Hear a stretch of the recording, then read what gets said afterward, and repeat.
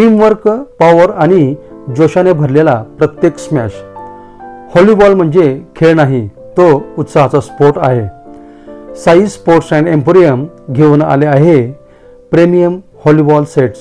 इथे उपलब्ध आहेत tournament quality volleyballs, soft touch training balls, मजबूत volleyball nets, post set, pump, good quality stands आणि खेळासाठी लागणारे प्रत्येक उपकरण. या सेटची वैशिष्ट्ये स्मूथ ग्रिप, सॉफ्ट टच, टिकाऊ लेदर व रबर मटेरियल, परफेक्ट बाउन्स आणि हवामानाला तोंड देणारी मजबूती. तुमचा गेम करा आणखी पॉवरफुल, आणखी प्रोफेशनल. दर्शक हो, मित्र हो, मार्मिक संवाद न्यूजच्या माध्यमातून मार्मिक कट्ट्यावर आपण संवाद साधतो आहोत आमचे सन्मित्र माननीय श्री सुजित कुमार कांबळे सर यांच्याशी. कांबळे सर, राणा प्रताप ग्रुपच्या माध्यमातून तुमच्या गुंतावळा या कविता संग्रहाला पुरस्कार मिळाला. तुमच्या लेखनाचा प्रकार जो आहे, एकांकिका आहे, कथा आहे, कादंबरी आहे, कविता आहे. परंतु बऱ्याचदा असं होतं की वास्तविक पाहता प्रत्येक कविता किंवा प्रत्येक लेखन हे आपल्या जवळचं वाटतं.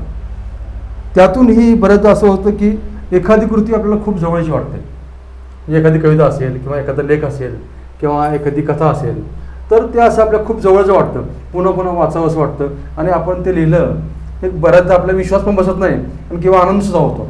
तर अशी कोणती कृती आहे का म्हणजे साहित्य कृती, तर त्याबद्दल आम्हाला ऐकायला आवडेल. हो, निश्चितच माझा पहिला जो कथासंग्रह आला टोळकं, त्याच्यामध्ये पहिली कथा जी टोळक्याची आहे ती कथा खऱ्या अर्थानं माझ्या लेखनाची प्रेरणा होती. बरं, मग त्याची काय, त्या कथेची पार्श्वभूमी काय, त्याचं कथाबीज तुम्हाला कुठून मिळालं? आमच्या शाळेमध्ये एक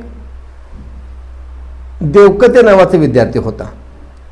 तो खूप उन्हाळ, कुठलंही काम न करणारा, काहीही न ऐकणारा, म्हणजे शिक्षकाला कुठल्याही प्रकारचा प्रतिसाद न देणारा विद्यार्थी होता. मग त्याचा हा स्वभाव बघून मी त्याच्याशी थोडंसं प्रेमानं वागण्याचा प्रयत्न केला. बरोबर.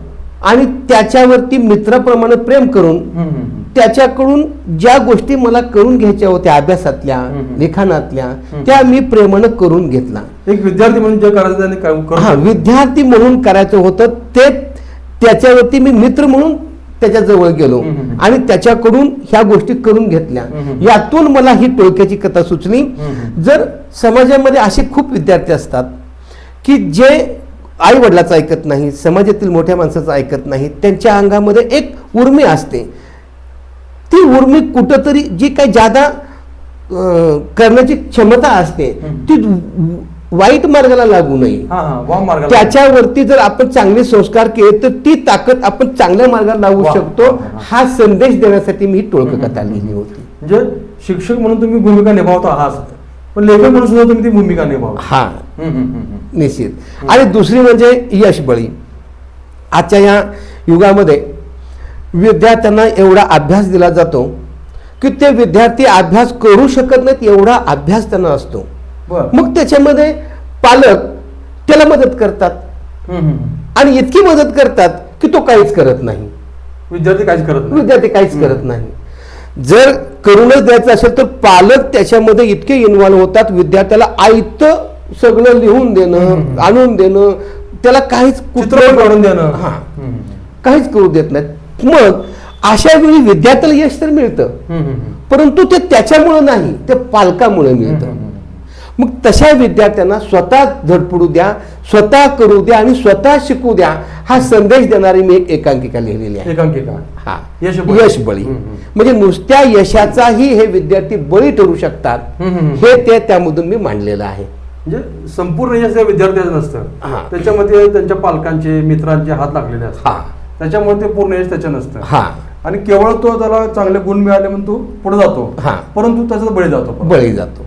समाजाची जी स्पर्धा आहे त्या स्पर्धेमध्ये तो स्वतः काही करू शकत नाही, त्यामुळे त्याचा तिथं बळी जाण्याची शक्यता असते. वा, खूप छान सर. म्हणजे तुम्ही शिक्षक म्हणून जगलात, हो, आणि शिक्षक म्हणून त्याचं तुम्ही अवलोकन केलं, हो, आणि अवलोकन केल्यामुळे तुमच्या त्या एकांकिकेमध्ये हा विषय प्रकर्षण आला, हो, आणि खूप छान सर. म्हणजे असे विषय मांडले गेले पाहिजेत आणि हे विषय रंगमंचावर सुद्धा सादर झाले पाहिजेत. हो निश्चितच. तसा का तुमचा काय प्रयत्न झालाय का रंगमंचावर सादर करण्याचा?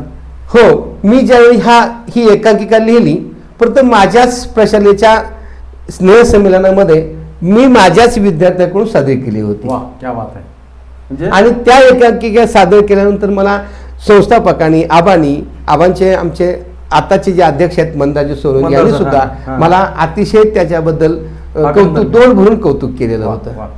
म्हणजे आपल्या साहित्याचं कुणी जर असं चांगले मोठे माणसं कौतुक करतात म्हणल्यावर त्यापेक्षा वेगळा आनंद आज कसं काय असू शकत. हो हो हो. खूप छान सर, धन्यवाद. खूप छान माहिती दिली, धन्यवाद. स्पीड, स्टाईल आणि बॅलन्स यांचा परफेक्ट मिलाप म्हणजे स्केटिंग. शहरातील सर्वोत्तम स्केटिंग सेट्स मिळतात साई स्पोर्ट्स अँड एम्पोरियममध्ये. इथे उपलब्ध adjustable roller skates, professional inline skates, balance skates, protection gear sets, helmet, नी guard, elbow guard, wrist guard आणि सुरक्षिततेसाठी लागणारे सर्व साहित्य. या स्केटिंग सेटची वैशिष्ट्ये: मजबूत व्हील्स, स्मूथ बेअरिंग्ज, मजबूत स्ट्रॅप, हलके वजन, ॲडजस्टेबल साईज. नवशिके तसेच प्रोफेशनल या दोघांसाठी अगदी योग्य डिझाईन.